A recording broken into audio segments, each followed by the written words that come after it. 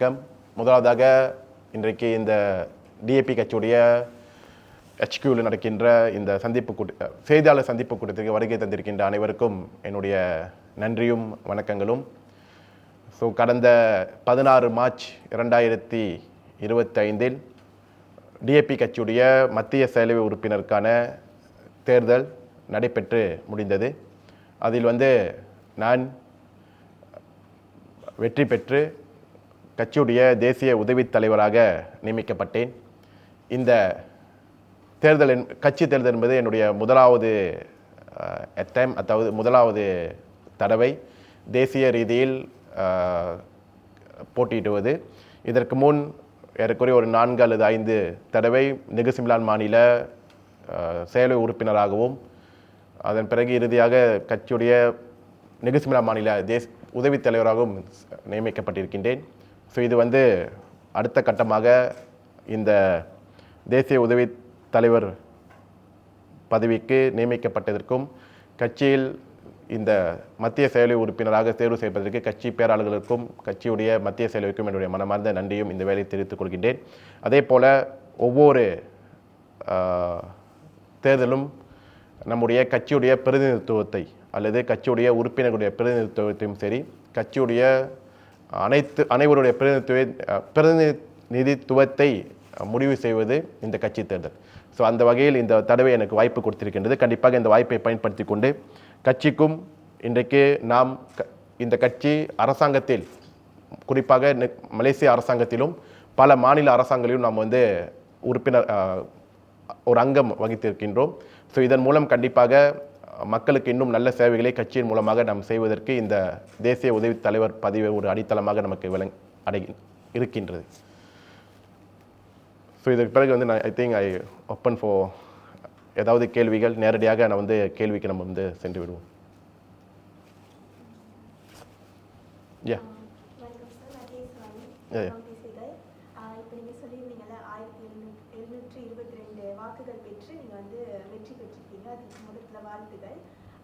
இந்த வெற்றி நீங்க எப்படி பாக்குறீங்க? ஏன்னா 4-5 தடவை இந்த கட்சிக்காக இந்த 4-5 தடவை ட்ரை பண்ணி இந்த தடவை நீங்க வெற்றி பெற்றிருக்கீங்க.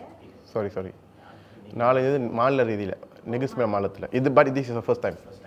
ஓகே மன்னிக்கும் சார். இந்த வெற்றி நீங்க எப்படி பாக்குறீங்க? உங்களோட விஷன் எப்படி இருக்கு?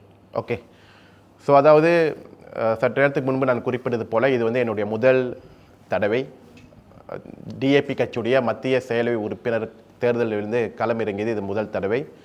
இந்த முதல் தடவையில் எனக்கு ஏறக்குறைய ஒரு 1722 வாக்குகள் எனக்கு அளிக்கப்பட்டு இந்த டாப் 30 நான் இடம் பெற்றிருந்தேன். அதன் பிறகு இந்த முடிவின் அடிப்படையில் கட்சியுடைய தேசிய உதவித் தலைவராக நான் நியமிக்கப்பட்டேன். இது என்னை பொறுத்தவரை எனக்கு இது ஒரு மிகப்பெரிய ஒரு பொறுப்பு. முதல் தடவை நான் தேசிய உதவித் தலைவராக நியமிக்கப்பட்டது. இந்திய பிரதிநிதித்துவத்தில் ஏற்கனவே ஒரு 4 பேர் இருக்கின்றோம். அதில் ஒருவனாக நான் இருக்கின்றேன்.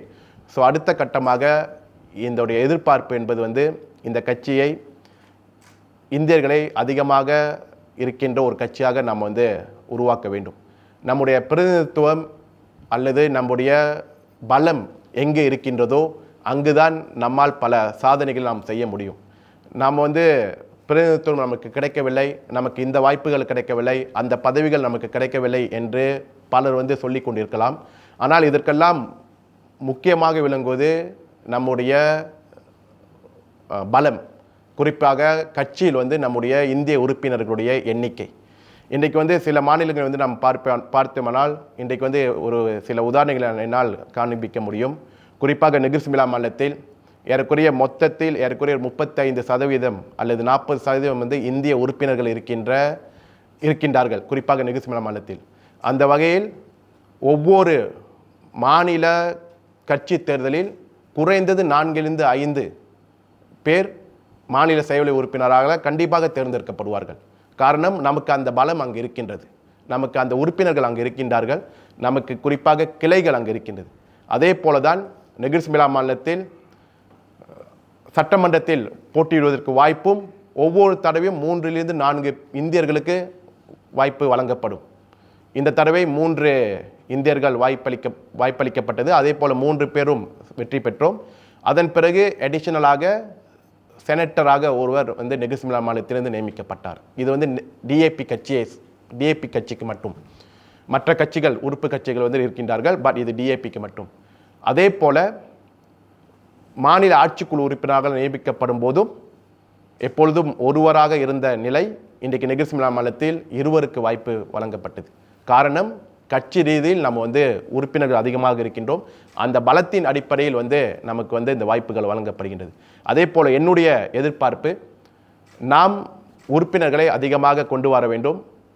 இன்றைக்கு வந்து ஒரு சமூகத்திற்கு மட்டும் வாய்ப்புகள் அதிகமாக இருக்கின்றது என்று நாம் கூறும்போது நம்முடைய பலத்தையும் நாம் அங்கே வந்து காண்பிக்க வேண்டும். ஸோ இந்த பலத்தை நாம் காண்பிக்க வேண்டும் என்றால் கண்டிப்பாக நம்முடைய அந்த எண்ணிக்கை இந்த கட்சியில் அதிகரிக்கப்படுவதன் மூலம் ஒவ்வொரு மாநிலங்கள், அதன் பிறகு இறுதியாக தேசிய ரீதியில் நமக்கு வந்து பல வாய்ப்புகள் வழங்கப்படும்.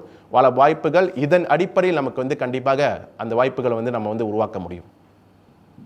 ஸோ என்னுடைய விஷன், இன்னும் அதிகமான இந்தியர்களை இந்த கட்சியில் கொண்டு வர வேண்டும். இதன் மூலம் இந்தியர்களுக்கு முன்னுரிமை, முக்கியத்துவத்தை இதற்கு முன் கொடுத்து வந்தது போல தொடர்ச்சியாக இன்னும் அதிகரிக்கப்பட வேண்டும் என்பது நம்முடைய எதிர்பார்ப்பு. எஸ்.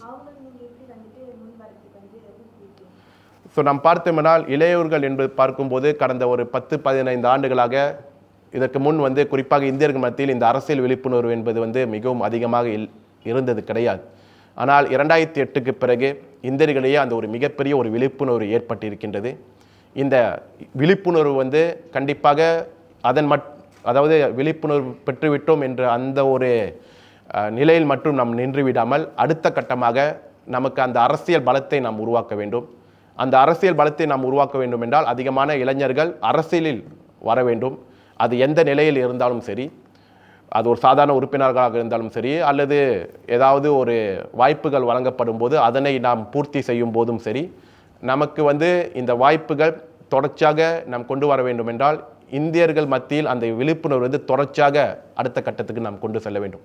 இந்த விழிப்புணர்வு மட்டும் நாம் பெற்றுவிட்டோம் என்ற ஒரு சூழ்நிலை இல்லாமல் நமக்கு வந்து அதிகமான இந்தியர்கள் குறிப்பாக இந்த டிஏபி கட்சியில் நாம் வந்து கொண்டு வருவதன் மூலம் சற்று நேரத்துக்கு முன்பு நான் குறிப்பிட்டது போல அந்த பலத்தை நாம் உருவாக்க முடியும். இந்த பலத்தின் மூலம் நமக்கு குறிப்பாக இந்திய சமூகத்திற்கு தேவையான தேவைகளையும் வாய்ப்புகளையும் நாம் வந்து அடைவதற்கு இந்த இந்திய இளைஞர்கள் மத்தியில் இந்த அரசியல் விழிப்புணர்வுடன் சேர்த்து அரசியலில் ஒரு அங்கத்துவம் பெறுவதற்காக பெரும் ஒரு வாய்ப்பை வந்து நமக்கு வந்து அவர்களுக்கு வந்து கொண்டு வர வேண்டும்.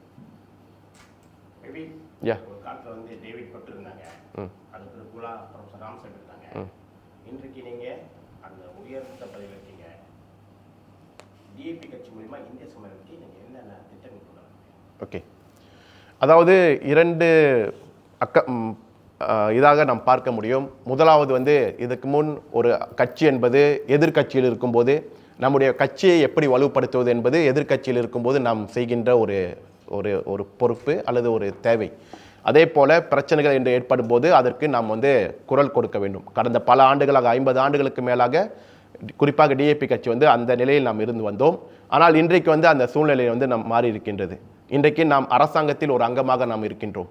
ஒரு அரசாங்கத்தில் ஒரு அங்கமாக இருக்கும்போது இந்த அரசாங்கத்துடைய அல்லது இந்த கட்சியுடைய பலத்தை பயன்படுத்தி இந்த சமுதாயத்திற்கு நாம் வந்து என்ன ஒரு நல்ல காரியங்களை, என்ன தேவைகளை, என்ன திட்டங்களை நாம் கொண்டு வர முடியும் என்பது இந்த அரசாங்கத்தில் நாம் இன்றைக்கு இருக்கின்றோம்.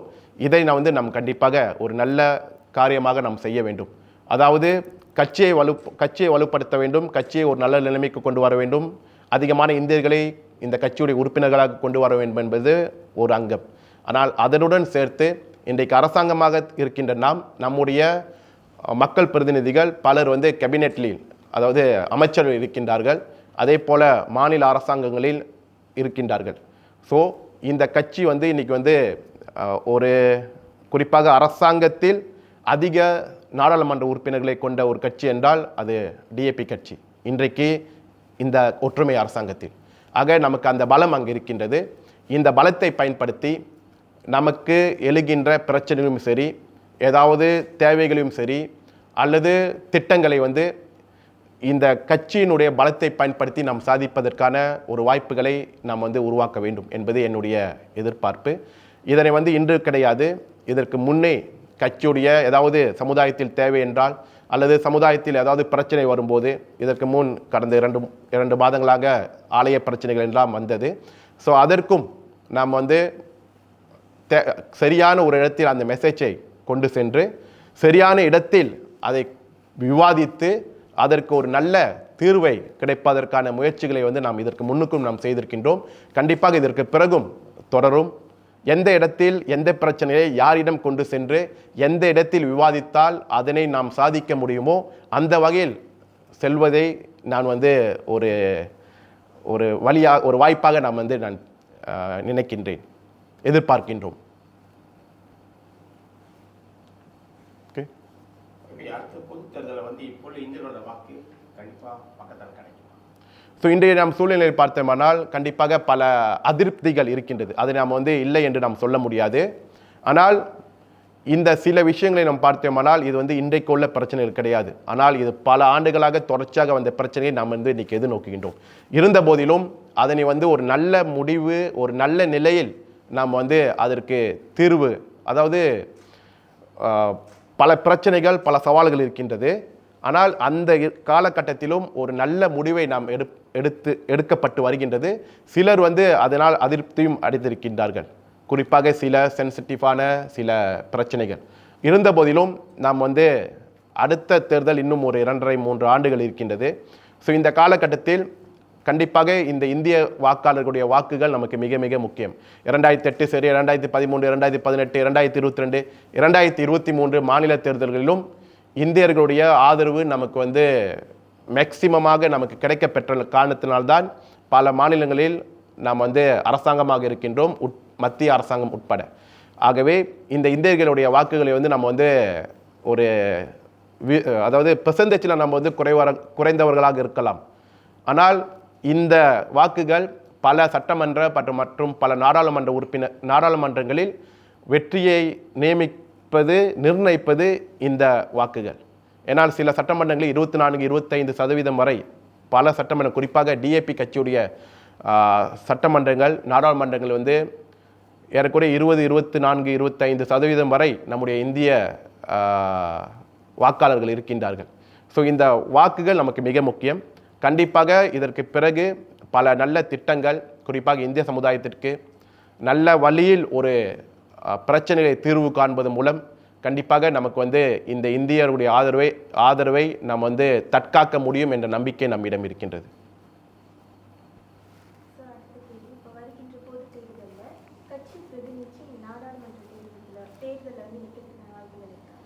ஸோ இது வந்து எந்த ஒரு காலகட்டத்திலும் எந்த சட்டமன்றத்திலோ நாடாளுமன்றத்திலோ நான் நிற்பது என்பது வந்து கட்சியுடைய தலைமைத்துவத்திற்கு நான் வந்து விட்டு விடுவேன்.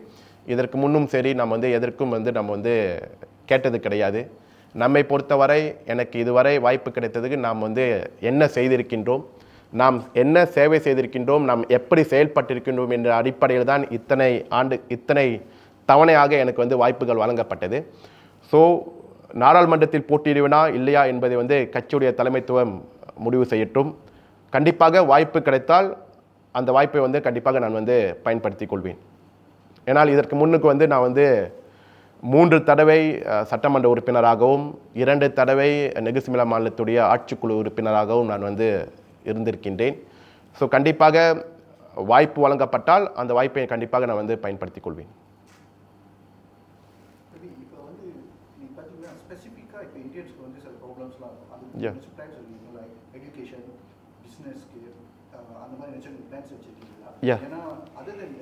ஏன்னா இப்போ நீங்கள் பார்த்தீங்கன்னா எப்பயுமே ஒரு இந்தியன் கம்யூனிட்டி வந்து ஒரு இந்தியன் லீடராக தான் தேடுவாங்க, அவங்க ஒரு ப்ராப்ளம் அப்படி சொல்கிறது, ஏன்னா அது மோர் கம்ஃபர்டபுள் வித். ஸோ அதை பற்றி ஸோ சட்டத்துக்கு அதாவது இந்தியர்களுடைய பிரச்சனைகள் வந்து பல விதமாக நாம் பிரிக்கலாம்.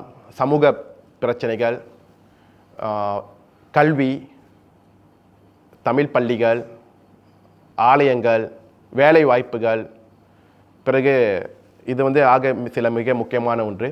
ஸோ கண்டிப்பாக நமக்கு வந்து அரசாங்கமாக நாம் இருக்கும்போது கண்டிப்பாக இந்த சில பிரிவுகளை வந்து நம்ம வந்து சரியாக நாம் செய்ய வேண்டும்.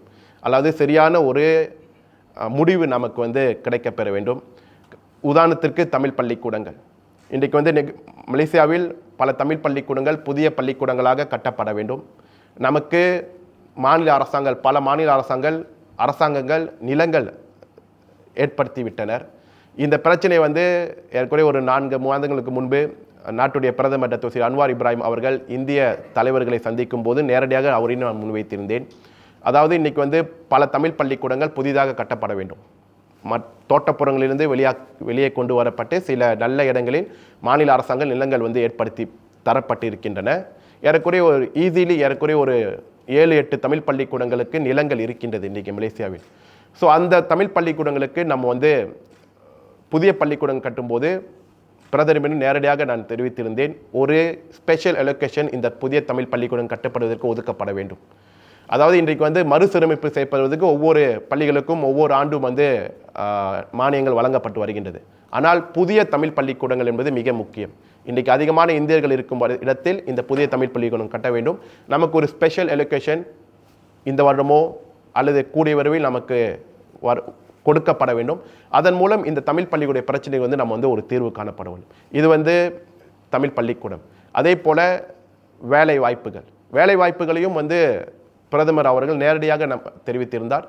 எந்தெந்த இடத்தில் அதிகமாக இந்தியர்களை வேலைக்கு குறிப்பாக அரசாங்க வேலை வாய்ப்புகளுக்கு கொடுக்கப்பட வேண்டும், அதனை வந்து நம்ம வந்து பயன்படுத்தி விட வேண்டும் என்பதையும் வந்து அவர் வந்து நேரடியாக குறிப்பிட்டிருந்தார்.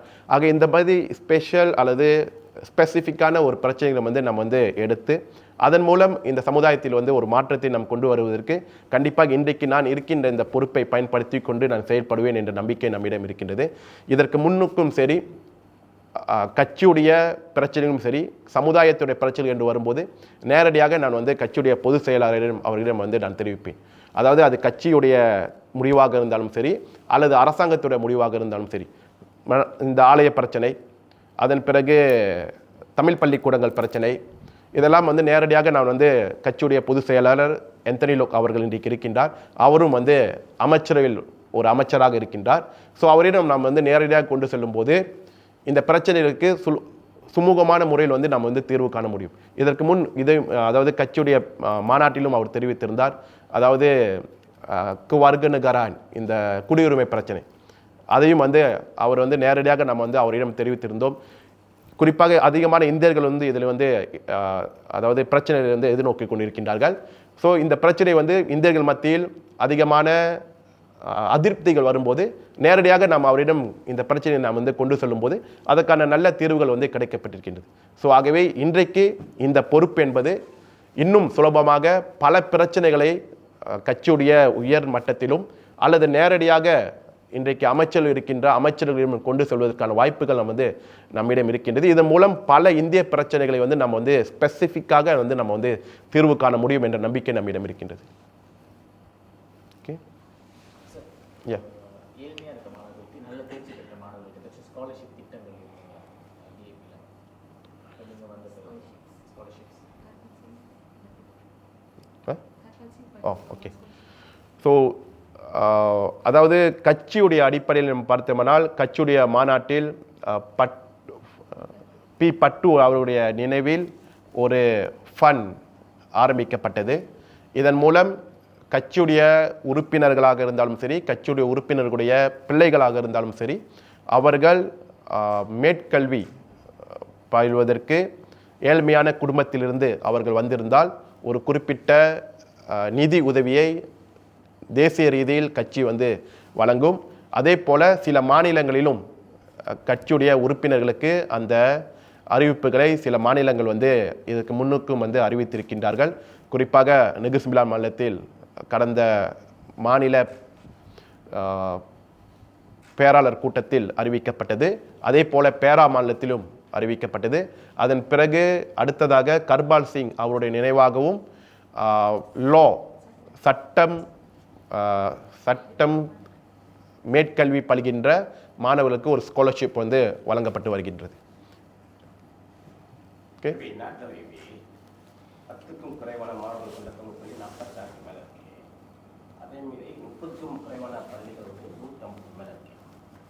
இதெல்லாம் வந்து தோட்டப்புறங்கள் அப்படி இருக்கிற பள்ளிகள் வந்து புதிய இடமாற்றத்தை கொண்டு வர முயற்சி அரசாங்கத்தை இந்திய சமுதாயத்தால் யார் பேசுகிறாங்க?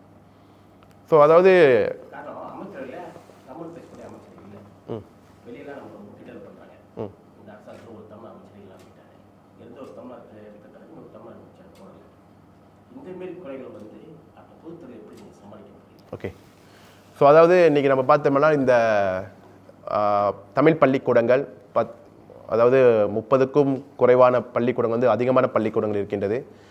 ஸோ இது போன்ற தோட்டங்கள் வந்து மேம்பாடு காணப்படும் போது நம்ம வந்து ஆரம்பத்திலேயே இந்த பள்ளிக்கு வந்து அந்த மேம்பாட்டு திட்டத்தில் ஒரு தமிழ் பள்ளிக்கூடத்திற்கென்று ஒரு நிலத்தை ஒதுக்கப்பட வேண்டும் என்ற அந்த ஒரு முடிவை வந்து ஆரம்பத்தில் நம்ம எடுக்க வேண்டும்.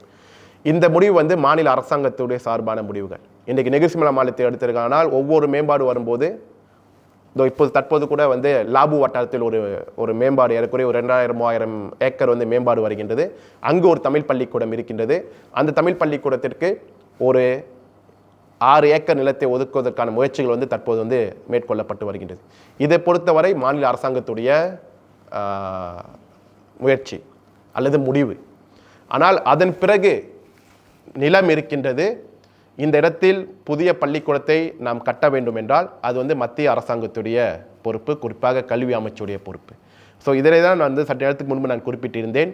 நமக்கு அனைத்தையும் வந்து ஒரு ஆண்டுகளிலோ அல்லது 2 ஆண்டுகளிலோ நம்ம வந்து தீர்வு காண முடியாது. ஆனால் ஒரு குறிப்பிட்ட நிதியை இந்த புதிய தமிழ் பள்ளிக்கூடம் கட்டுவதற்கான முயற்சிக்கு ஒதுக்கப்பட்டால் இது போன்று நிலம் ஒதுக்கப்பட்ட தமிழ் பள்ளிக்கூடங்களுடைய பிரச்சனைகளை வந்து நம்ம வந்து தீர்க்க முடியும்.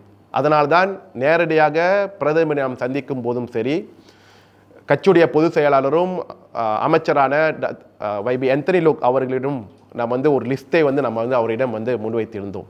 அதாவது இத்தனை தமிழ் பள்ளிக்கூடங்களுக்கு நிலங்கள் இருக்கின்றது, இதற்கு கட்டுவதற்கு ஒரு ஸ்பெஷல் அலோகேஷன் நமக்கு தேவை. ஒரு 7 அல்லது 8 அல்லது ஒரு 10 தமிழ் பள்ளிக்கூடங்களை கட்டுவதற்கான ஒரு மானியங்கள் நமக்கு ஒதுக்கப்பட்டால் இந்த பிரச்சனைகளுக்கு வந்து நம்ம வந்து தீர்வு காண முடியும். ஸோ இதை வந்து துணை கல்வி அமைச்சர் நம்ம வந்து அவரும் வந்து நம்மிடம் தெரிவித்திருந்தார். அடுத்த கட்டமாக இந்த முயற்சியை நாம் எடுப்பதற்கு.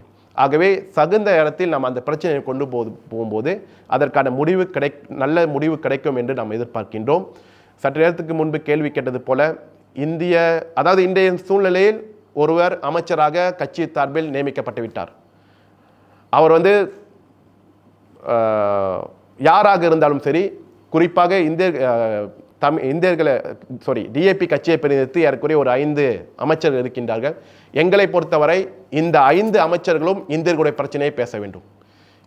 நான் வந்து சீனர்களுடைய பிரச்சனை மட்டும்தான் பேசுவேன், நான் இந்தியர்களுடைய பிரச்சனையை நான் பேச மாட்டேன், மற்றவர்களுடைய பிரச்சனை என்னுடைய சமூக பிரச்சனை கிடையாது என்று சூழ்நிலை இருந்தால் எந்த ஒரு காலகட்டத்திலும் நம்ம வந்து ஒரு நல்ல மாற்றத்தை நாம் எதிர்பார்க்க முடியாது.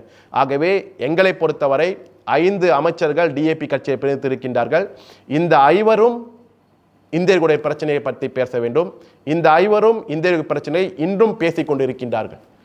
அது கட்சியுடைய பொதுச் செயலாளராக இருந்தாலும் சரி, கட்சியுடைய தேசிய தலைவர் சகோதரர் கோபிந்த் சிங் அவர்களாக இருந்தாலும் சரி, சகோதரர் கோபிந்த் சிங் அவர்கள் தலைமையில் ஒரு சில தமிழ் பள்ளிக்கூடங்களுக்கு பிரச்சனை தீர்வு காணப்பட்டிருக்கின்றது. சகோதரர் ஆந்தனி லோக் அவர்கள் போக்குவரத்து அமைச்சர், கெசல்ஃபீல்ட் தமிழ் பள்ளி, எனக்கு பேர் கரெக்டாக தெரியல, ஐ திங்க் கெசல்ஃபீல்ட் பூச்சோங்கில் 20 மில்லியன் பிரசாரானா ஒதுக்கியது அந்த பள்ளிக்கூடத்தை ஒரு புதிய இடத்திற்கு மாற்றுவதற்கு. அதன் பிறகு போக்குவரத்து அமைச்சு தலையிட்டு இன்றைக்கு அந்த பள்ளிக்கு ஒரு 120-130 கிளாஸ் ரூமோடு பெரிய பள்ளியாக இன்றைக்கு இவர்கள் தலையிட்டு இன்றைக்கு வந்து கட்டப்பட்டு வருகின்றது. ஏன்னால் நான் வந்து முன்ன வந்து ஆந்தனி லோக் அவர்களுடைய அரசியல் செயலாளராக இருக்கும்போது இந்த பள்ளிக்கூடத்துடைய பிரச்சனையை வந்து நான் வந்து அவர்களிடம் சந்திப்பு நடத்திருக்கின்றேன். 20 மில்லியன் பிரசாரணா நிலம் மாநில அரசாங்கம், இதன் பிறகு இந்த 20 மில்லியன் போதவில்லை, இன்னும் அதிகமான ஃபண்ட் தேவைப்படுகின்றது. நேரடியாக பிரசாரணா மூலமாக ஒரு குத்தகையாளர் நியமிக்கப்பட்டு மேற்கொண்ட அனைத்து செலவுகளையும் அந்த குத்தகையாளரின் அடிப்படையில் ஏறக்குறைய ஒரு 30 மில்லியன் செலவில் அல்லது 20 மில்லியனுக்கு மேற்பட்ட செலவில் அந்த பள்ளிக்கூடம் வந்து இன்றைக்கி வந்து கட்டுமான பணி தொடக்கப்பட்டிருக்கின்றது. இது வந்து ஆந்தனி லோக் அவர்கள் ஒரு சீனர் தான், ஆனால் இருந்த போதிலும் இந்த தமிழ் பள்ளிக்கூடத்திற்கு ஒரு பிரச்சனைக்கு தீர்வு காணப்பட்டிருக்கின்றது. ஸோ ஆகவே எங்களுடைய எதிர்பார்ப்பு இந்தியர்களுடைய பிரச்சனைகளை நாம் வந்து அனைவரும் அதை பற்றி விவாதிக்க வேண்டும். அனைவரும் தங்களுடைய பிரச்சனைகள் என்ற ஒரு ஒரு ஒரு ஒரு கண்ணோட்டத்தில் அந்த பிரச்சனையை கொண்டு செல்லும்போது நமக்கு வந்து இன்னும் சிறந்த முறையில் தீர்வு காணப்படும் என்று நான் நம்புகின்றேன். இதனை வந்து கட்சியுடைய மக்கள் பிரதிநிதிகளும் சரி, கட்சியுடைய அமைச்சர்களும் இன்றைக்கு வந்து அதை செய்து கொண்டு வருகின்றார்கள்.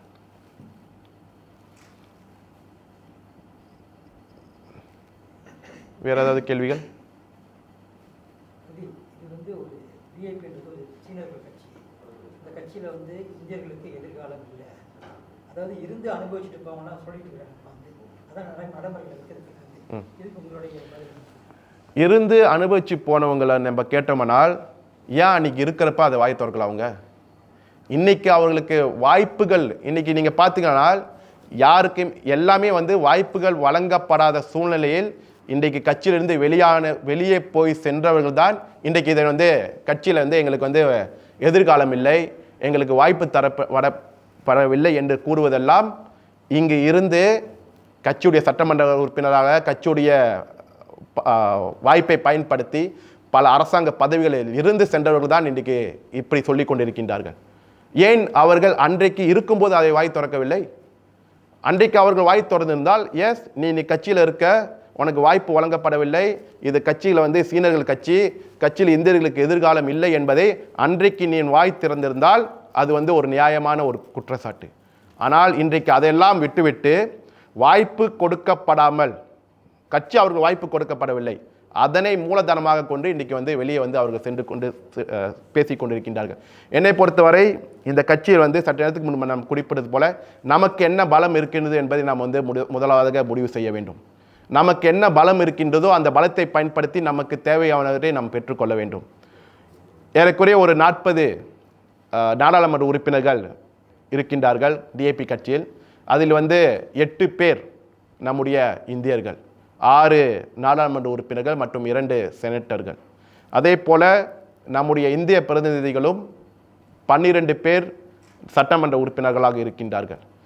ஸோ இதன் அடிப்படை வந்து நான் சற்று நேரத்துக்கு முன்பு நான் குறிப்பிட்டது போல நமக்கு எங்கு பலம் இருக்கின்றதோ அங்கு நமக்கு வாய்ப்புகள் வழங்கப்படும்.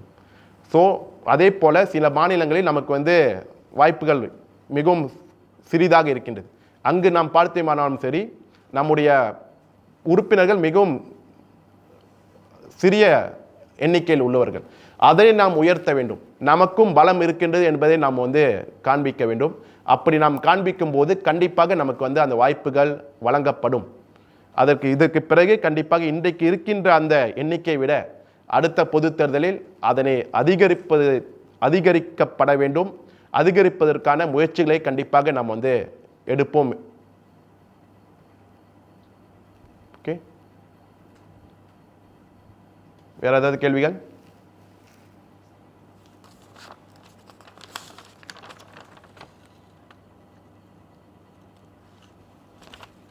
திசைகளோட கேள்வியில் வந்து சில ஒரு இந்த கேள்வி தோட்ட ஏதோ ஒரு கேள்வி அனுப்பி வச்சிருந்தீங்க. வேணுமா கேள்வி கேட்டிங்கன்னா நான் பதில் சொல்லுவேன்.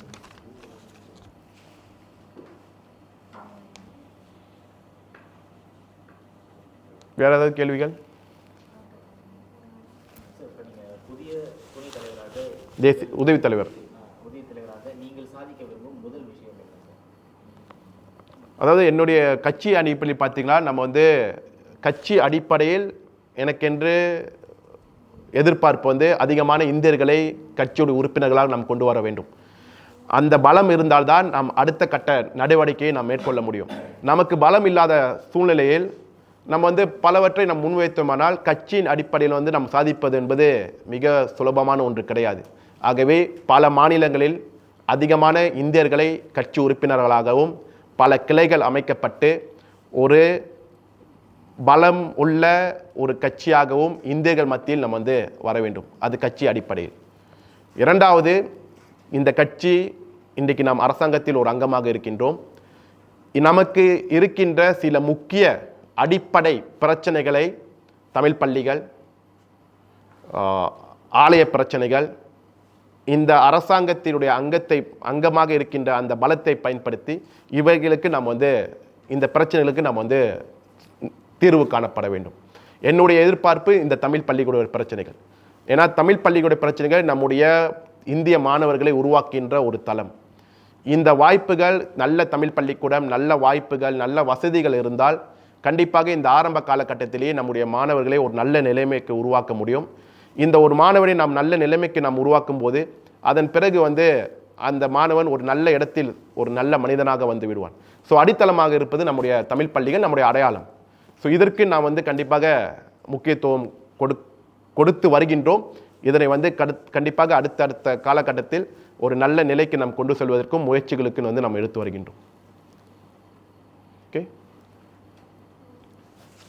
Okay, thank you.